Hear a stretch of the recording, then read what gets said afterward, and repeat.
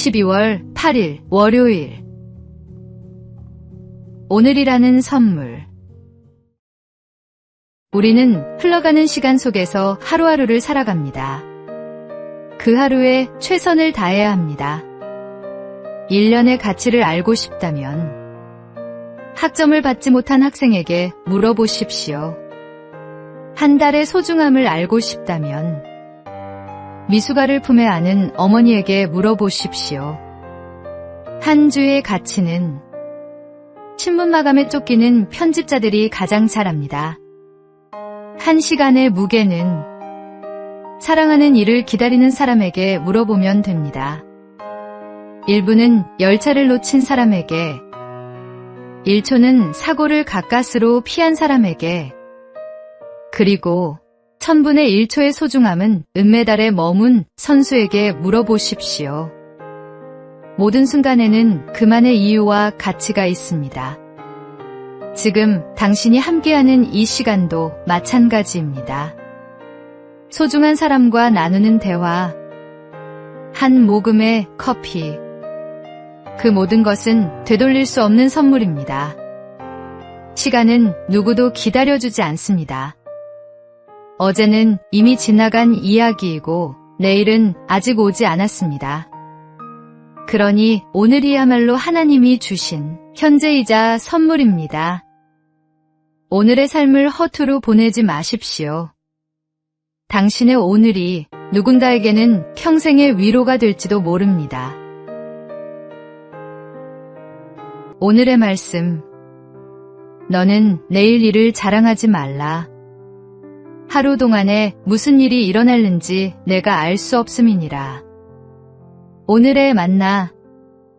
하나님이 우리에게 주신 가장 확실한 시간은 지금 이 순간입니다. 오늘을 감사함으로 살아내는 것이 진정한 지혜입니다.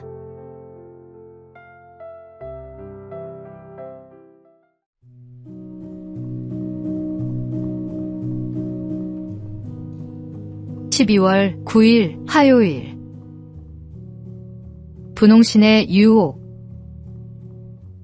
덴마크의 동화작가 안데르센의 작품 중에는 분홍신이라는 이야기가 있습니다. 한 소녀가 아름다운 분홍색 신발에 마음을 빼앗겼습니다. 그 신은 마술사의 손에서 만들어진 것이었고 한 번 신으면 죽을 때까지 춤을 멈출 수 없는 마법이 걸려 있었습니다. 소녀는 처음엔 기쁘게 춤을 추었습니다. 사람들의 부러운 시선이 즐겁게 느껴졌고 분홍신을 신은 자신의 모습이 너무나 사랑스러워 보였습니다. 하지만 그 춤은 곧 그녀를 괴롭게 만들었습니다. 분홍신은 가시덤불 속으로, 어두운 계곡으로 그녀를 끌고 갔습니다. 결국 온몸이 상처투성이가 되었고 그 신발에서 벗어나기 위해 그녀는 자신의 발목을 잘라야 했습니다. 예수님께서는 죄를 짓게 하는 손이나 발은 찍어버리라고 말씀하셨습니다. 죄는 분홍신처럼 겉보기에 늘 아름답고 매혹적으로 다가옵니다. 그러나 그 끝은 자유가 아닌 속박이며 결국 생명을 잃게 만듭니다.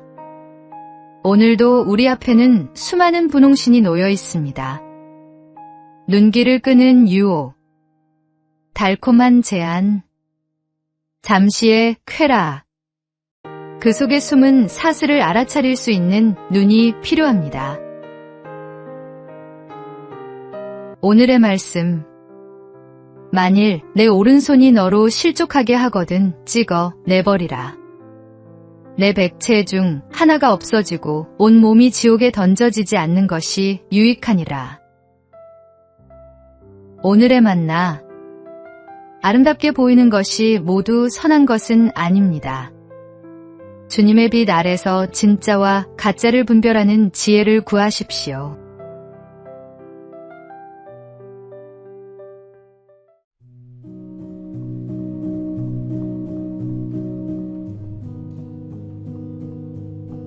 (12월 10일) 수요일. 한 평생을 바친 길.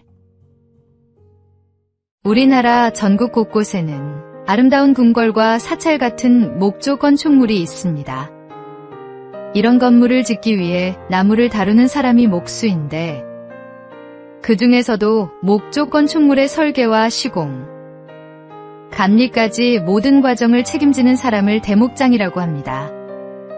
대목장은 다양한 건축 기법과 기술을 종합적으로 습득해야 하는 만큼 수십 년에 걸친 현장 경험과 배움을 통해 완성됩니다.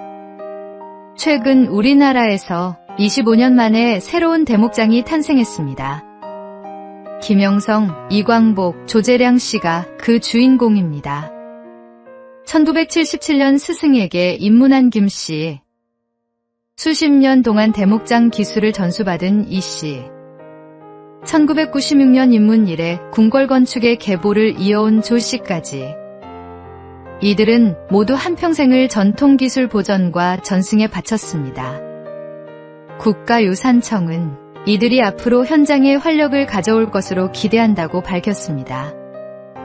한 분야에서 경지에 오르기까지는 긴 시간과 인내가 필요합니다.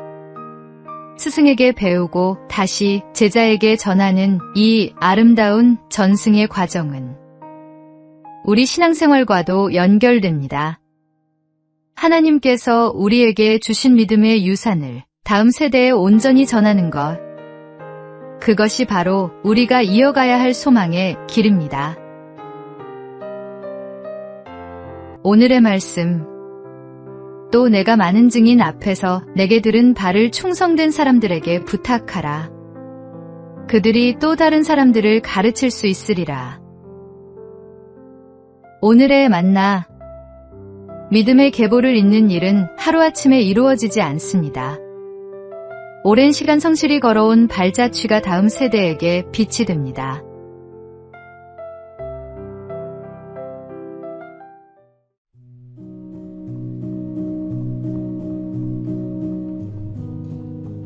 (12월 11일) 목요일.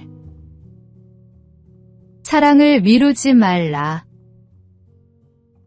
톨스토이의 우화집에는 이런 이야기가 전해집니다. 그가 여행 중 어느 주막에 머물던 날, 아침에 떠나려는데 병든 주막집의 어린 딸이 그의 빨간 가방을 달라며 울고 있었습니다. 여행길이라 가방을 내줄 수 없었던 톨스토이는 집으로 돌아가면 다시 찾아와 주리라 마음속으로 다짐했습니다. 며칠 뒤 그는 약속을 잊지 않고 가방을 들고 주막으로 되돌아왔습니다. 그러나 이미 아이는 세상을 떠난 뒤였습니다. 톨스토이는 깊은 슬픔 속에 아이의 무덤을 찾아가 가방을 놓고 묘비에 이렇게 새겼습니다. 사랑을 미루지 말라. 누군가에게 무엇을 주거나 따뜻한 말을 건네거나 작은 행동 하나를 하려 할 때 그때가 바로 그 시기입니다. 다음에 하지라며 미루는 순간 그 기회는 다시 오지 않을지도 모릅니다. 당신이 지나쳐버린 그 한 사람의 마음이 외로움에 상처 입고 쓰러질 수도 있습니다. 오늘 하루 톨스토이의 후회를 마음에 새기며 사랑의 지각생이 되지 않기를 다짐해 봅시다.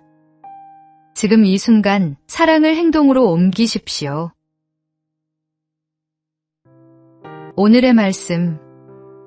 내 손이 선을 베풀 힘이 있거든 마땅히 받을 자에게 베풀기를 아끼지 말며 내게 있거든 이웃에게 이르기를 갔다가 다시 오라.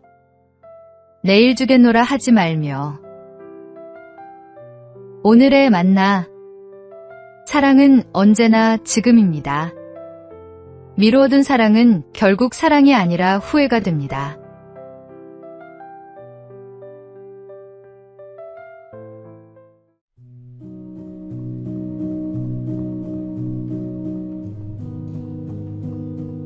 (12월 12일) 금요일. 탐욕이 무너뜨린 왕국. 샘 뱅크먼프리드. 한때 세계에서 가장 주목받던 젊은 기업가였습니다.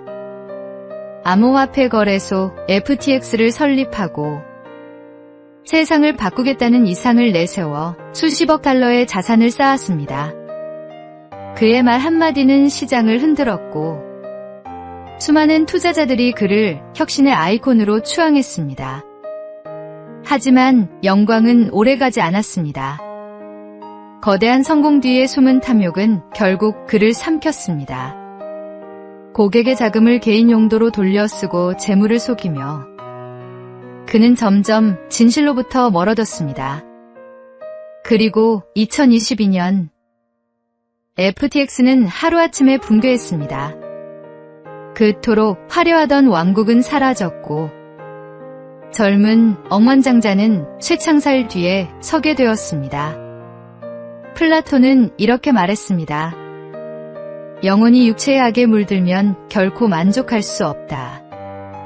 그의 말처럼 아무리 많은 부와 권력을 쥐어도 욕망이 영혼을 덮으면 평안은 사라집니다. 진정한 부유함은 가지지 않음이 아니라 더 이상 필요하지 않다고 느끼는 마음에서 옵니다.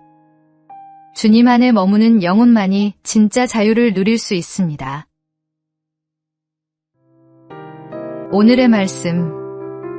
돈을 사랑함이 일만 악의 뿌리가 되나니 이것을 탐내는 자들은 미혹을 받아 믿음에서 떠나 많은 근심으로써 자기를 찔렀도다. 오늘의 만나. 많이 가진 것이 아니라 족한 줄 아는 것이 진정한 부입니다. 하나님 안에서 만족을 배우십시오.